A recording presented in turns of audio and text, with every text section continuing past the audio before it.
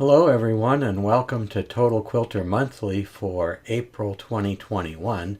My name is Mark Garetz and I'm a National Floriani educator, and this month we're going to be talking about how you select various parts of a design, because this question comes up a lot on our support forum, and it's a good time to review the various ways to do that. So for the first part of this video, we're actually going to be using Total Quilter, but we're going to be using it along with FTCU. And I'm making the assumption that almost all of you who own Total Quilter also own FTCU, and by now you've loaded the latest FTCU and Total Quilter upgrades, and now it's all integrated into one package. And the reason we're going to be doing this is because the first way I want to show you technique is only available under FTCU, and when you have Total Quilter and FTCU together, you get all the benefits of FTCU.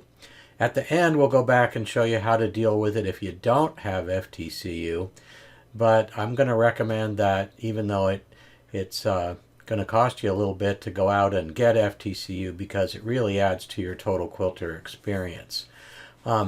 Anyway, so let's go ahead and get started. So I've gone ahead and opened up my FTCU with Total Quilter installed, and I have a grid set up here. Grid's not absolutely necessary, and the spacing, etc., isn't all that critical for this assignment, but if you want to turn it on, turn it off, that's up to you.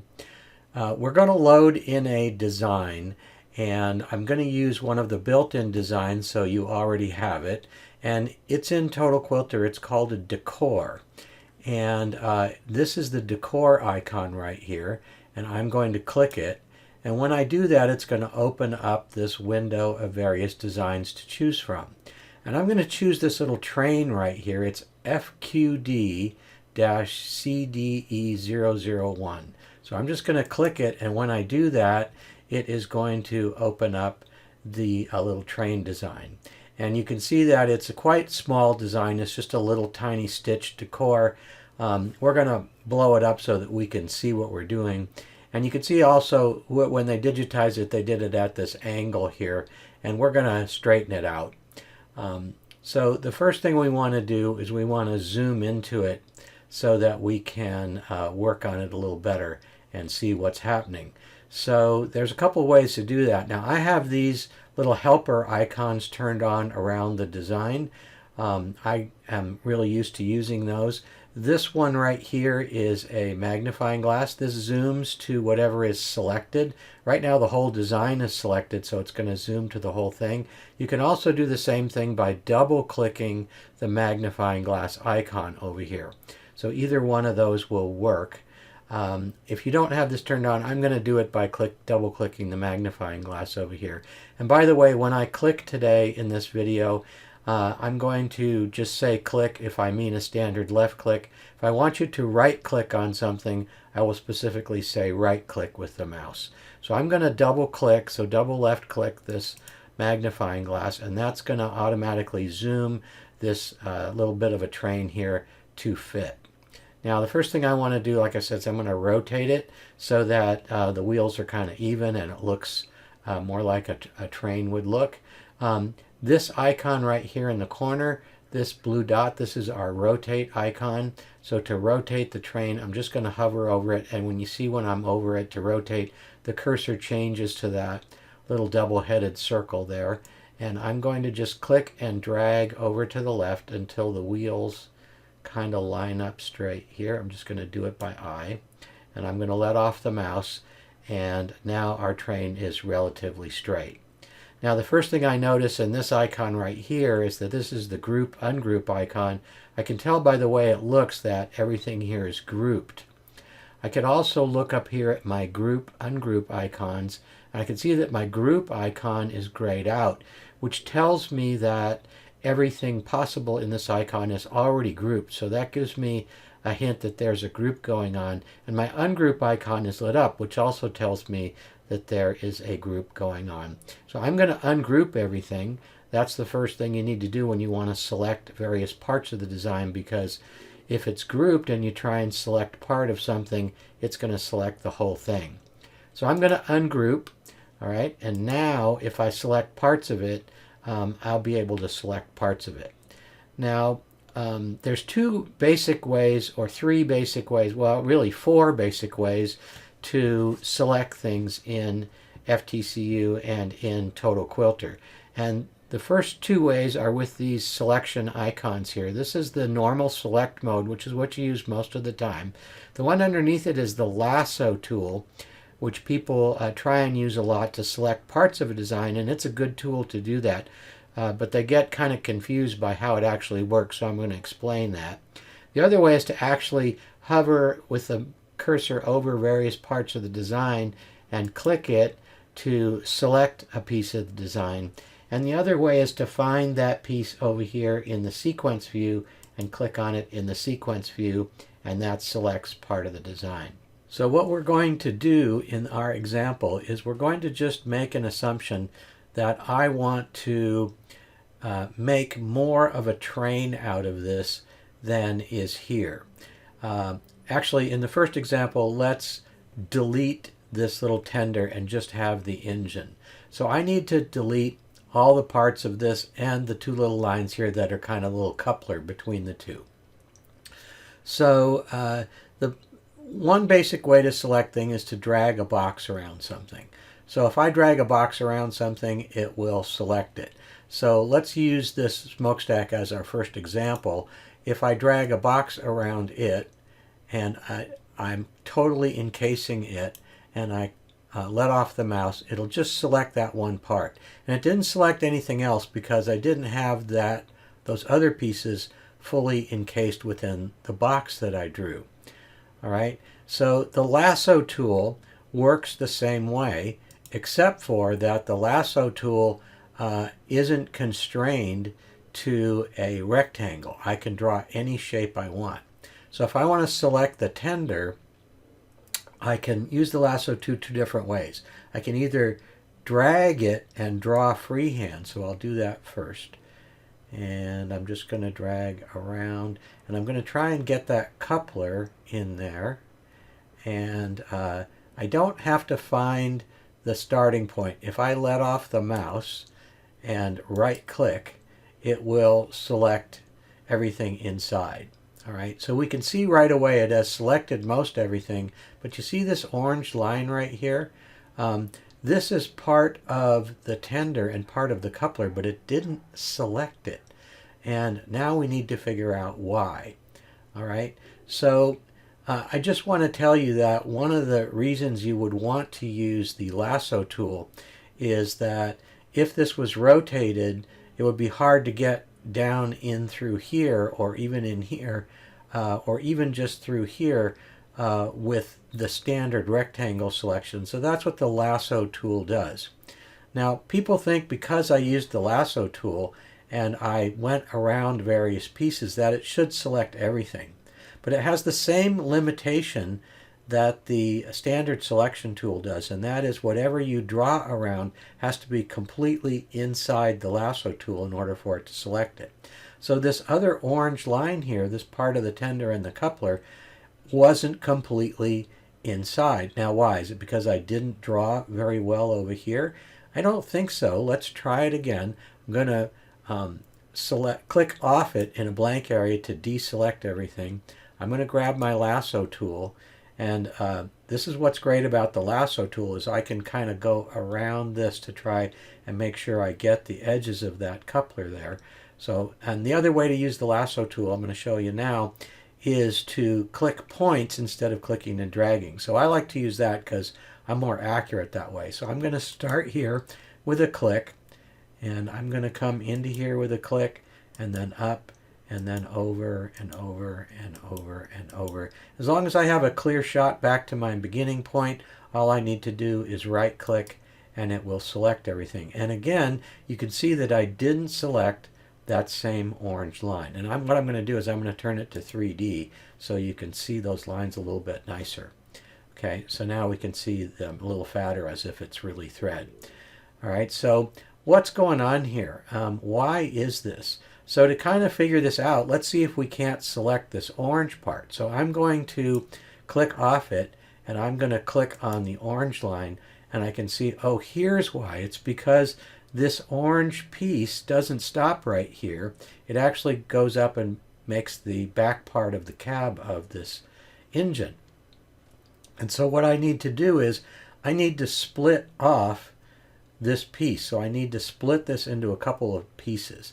And the easiest way to do that is by going into what's known as shape mode and then splitting this line, because it's a line and it's not an actual, closed shape.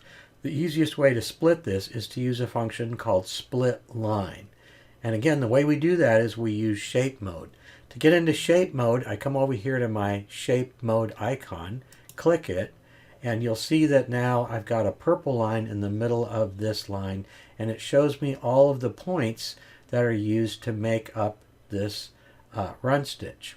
So here's a point right here, here's a point, here's a point, here's a point, here's my start point, here's my end point. So what I want to do is I want to be able to keep this part of the cab line. I don't want to delete that, but I want to actually split this line right here at this point. So if I hover over this point or anywhere close to it and I right click, I get a little menu that pops up, and one of my options is split line.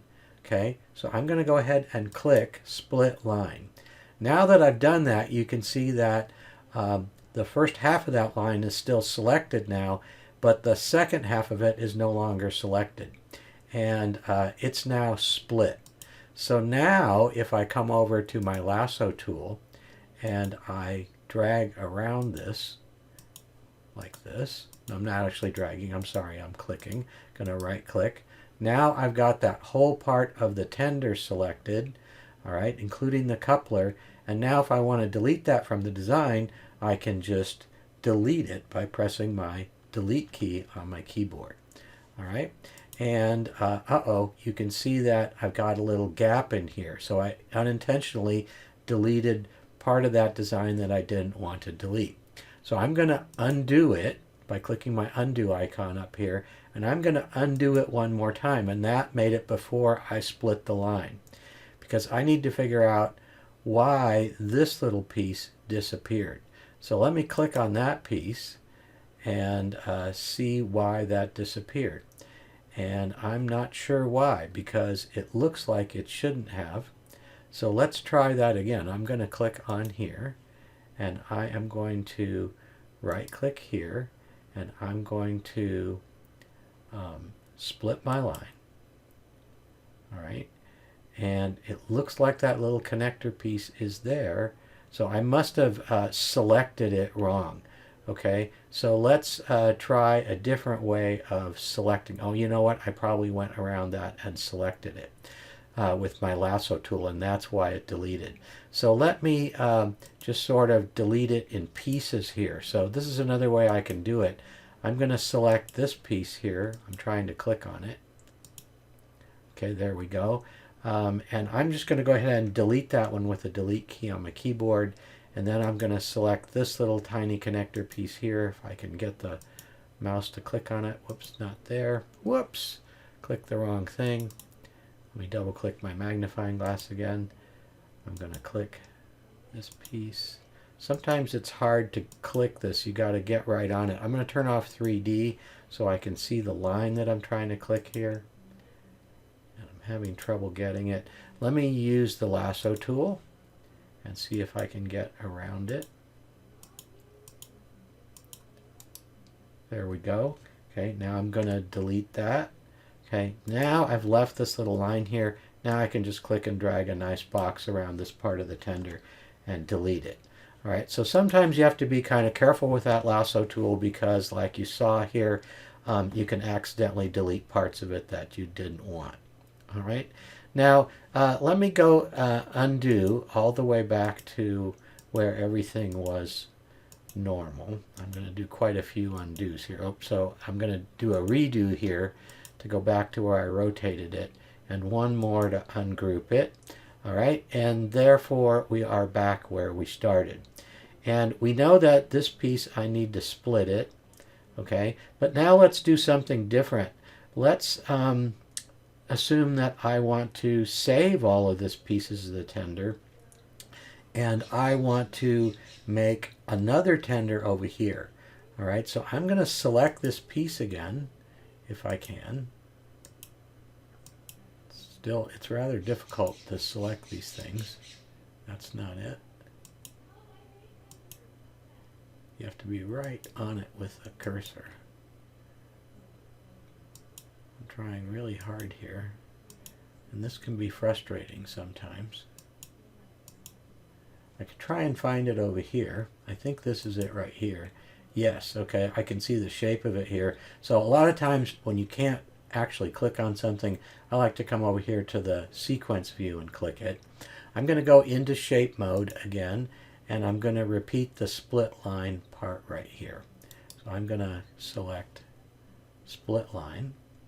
Okay, and now I want to select all the parts of my tender. All right, so I am going to use my lasso tool again, and I'm going to click right here and start. Whoops, I'm going to undo that, and I'm going to, nope, I'm going to redo that. Okay, I'm going to click off to go into normal select mode, and then I'm going to select my lasso tool. So this will be less confusing. Okay, so I'm going to start right here, come up around here. So I do want that piece now, and I'm going to come around, around, around, around, around. Clear shot to the beginning, so I'm going to right click, and now I've got all the parts of this tender selected. All right, now what I'm going to do is I want to keep this together as a group, so I'm going to group it. So I'm going to come up here to my group icon and group this whole thing. Now if I click on any one part of it, it will all get selected. So now what I'm going to do is duplicate it, and I'm going to zoom out a little bit, and I'm going to come up here to my zoom and zoom out. Okay, that's probably a bit far, but it'll work for us right now. So I've got this selected, so I'm going to try again to select it. There we go. All right, and now what I'm going to do is I'm going to copy and paste it. So I'm going to come up here to my copy icon, so I'm going to do a copy and then a paste, and then that makes a second copy right over the top. I'm going to click and drag it over and get it kind of lined up and get my coupler lined up. And now I've got a second piece, and I can keep doing that if I want to make the train longer and longer.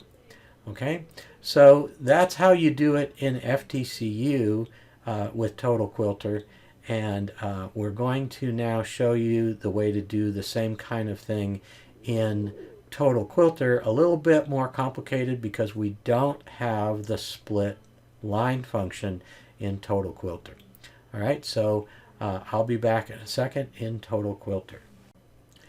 Okay, so I'm back, and now I am in Total Quilter mode. And if you wonder how I got it to just show me Total Quilter functions, I do that in something called Demo mode. So I come up here to Help, and I click Demo mode, and I uncheck everything except Total Quilter, and when I say OK, it'll restart the program in Demo mode, so it'll just show me the Total Quilter functions. So if you don't have any of these other programs and you want to try them out, you can select them and you can see how they work. The only restriction is you can't save anything. So I'm going to go ahead and cancel that because I don't want to restart in Demo mode again. I'm already there. So I've gone ahead and loaded in that same decor, rotated it, and zoomed into it. Haven't ungrouped it yet, so I'm going to select everything by clicking all items over here, and then I'm going to come up to my ungroup icon, which is shifted a little bit because the FTCU icons are gone. But I'm going to click ungroup, and now we have the various pieces ungrouped. So we have the same problem. This piece is still a piece that needs to be split. So if I go into shape mode and I go to the point where I split it before and I right click, I can see that I am missing the split line function. So I don't have the split line function here, so I can't do it the same way. But there is a workaround you can do, and I'm going to show you what that is right now. So instead of being in shape mode, what I'm going to do is go into stitch mode, which is right here. Okay, and stitch mode allows me to go in and edit the various stitches. Now this can take a lot more effort than using shape mode, but in this example it's pretty easy. If I hover over a stitch, you can see that blue dot showed up there. So that tells me there's a stitch there. I can see all of the stitches that make up this run stitch here. So I'm going to come down to this one and I'm going to select that stitch. And when I select it, that blue dot turns into a blue square. All right, so this tells me that I'm on that particular stitch and I've got it selected. Now if I right click on it now, I've got some options. I could delete the stitch, but that won't help me because it'll just make it go to this stitch up here instead of being down here. What I want to do is actually do the same kind of thing as splitting this line. So without really splitting it, what I can do is use this function here called insert stop. And what that does is it puts in a stop command, and what a stop command does is basically tell the machine to stop stitching. Now normally when you stop stitching, it wants to stop so you can change the thread. And so if I wanted to put in a manual thread change here, I could do an insert stop, select the piece that I wanted to be a different color, and then assign a different color to it, just like I would any other object. But I'm not going to worry about changing the color. I just want to split it into two parts so I can select the second half of it. So I'm going to click insert stop. All right, and you can see now over here I've got different pieces. All right, whereas before I only had one. So if I undo that, you can see right here now it's all one color, 660 stitches here. And if I redo it, you can see that I've got still the same kind of number of stitches. I've actually added one more because I've now added a stop command, not really a stitch. But you can see I've got two different sections of the design. This will become more apparent when I go out of stitch mode and back to normal select mode. When I do that, you can see if I click this minus here, that now instead of having just one object over here, I've got different parts of the object. So I've kind of split that into two different parts. They're still the same colors, but they're in different parts. So what that means now is I can come here with my normal select tool and I can select, if I can, this piece of the design. And you can see when I split it, it didn't quite split just right. Okay, so something went wrong. So let me actually delete that. I'm going to press the delete key on my keyboard. But it's okay, all right, because there's another stitch covering it here. So I'm going to select this piece right here, if I can. Nope. Try it again. Let's try a box. Nope. Let's try another box. There we go. Okay, now if I delete this right now, it's going to delete this little up stitch right here, and I don't want to do that. Okay, so I'll show you. I'll just delete it real quick. I'm going to press the delete key. And that's going to leave a little gap right here. So a couple different ways to fix that gap, but one of the more straightforward ways to fix it, and on point for this lesson, is to do another insert stop. All right. So let's go ahead and do that. I'm going to undo that. Okay. I'm going to reselect this piece and draw a box again around it. Okay. And I'm going to go into stitch mode, okay, and I'm going to find that point right here. I'm going to right click and I'm going to say insert stop. Okay, so now I've got this piece all as one, and I should have left that piece. Let's see what happens if I go back to select mode and I select that piece. Now let's try this piece. It's really hard to click it. There we go. Okay, so now I'm just going to delete that piece and I'm going to click off. So now I've got this all together. Now I can just drag a box around this and delete it. All right, And so, whoops, I shouldn't have clicked there. Let me double click. All right, there we go. Now I've got my design all isolated and perfect if I just want to delete that part of the design. So that concludes this lesson. I know it's a little complicated, a little convoluted here and there, but we get this question a lot on the forum.